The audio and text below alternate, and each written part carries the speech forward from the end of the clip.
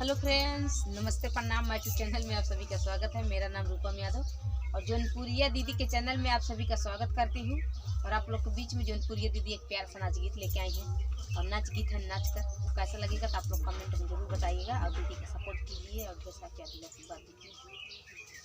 दोस्त नमस्ते, मैं जौनपुरी दीदी के चैनल में आप लोग का स्वागत करती हूँ। मैं एक चुटकुला गीत गाने जा रही हूँ। आप लोग को अच्छा लगे तो लाइक करना, ज़्यादा से ज़्यादा शेयर करना, सब्सक्राइब करना, कमेंट बॉक्स में जरूर बताना कि हमारा चुटकुला गीत आप लोग को कैसे लगे। पायल के ठोकर साहब कैसे राजा जाई हो विदेशवा जिया कैसे राजा जाई हो विदेशवा जिया कैसे।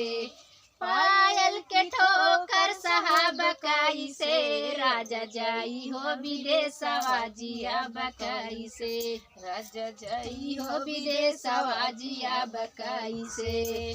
ससुरु का बोलिया सही सुनिले बाई, ससुरी का बोलिया साहब कैसे राजा जाई हो विदेशवा जिया कैसे राजा जाई हो विदेशवा जिया कैसे। पायल के ठोकर साहब कैसे राजा जाई हो विदेशवा जिया कैसे राजा जाई हो विदेशवा जिया कैसे। पायल के ठोकर साहब कैसे राजा जाई हो विदेशवा जिया कैसे राजा जाई हो विदेशवा जिया कैसे। जेठवा के बोलिया सही सुनिले बाई, जेठानिया के बोलिया साहब कैसे राजा जाई हो विदेशवा जिया कैसे राजा जाई हो विदेशवा जिया कैसे। पायल के ठोकर साहब कैसे राजा जाई हो विदेशवा जिया कैसे राजा जाई हो विदेशवा जिया कैसे।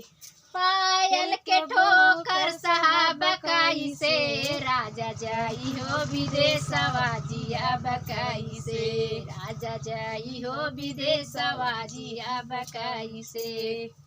देवरा की बोलिया सही सुनिले बाई, देवरानिया के बोलिया साहब कैसे राजा जाई हो विदेशवा जिया कैसे राजा जाई हो विदेशवा जिया कैसे।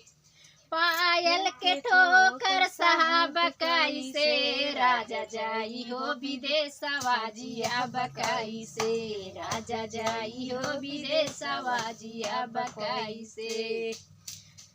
तो ये गीत कैसा लगा तो आप लोग कमेंट में जरूर बताइएगा और दीदी का ढेर सारा सपोर्ट कीजिए, अपने प्यार दिला आशीर्वाद दीजिए।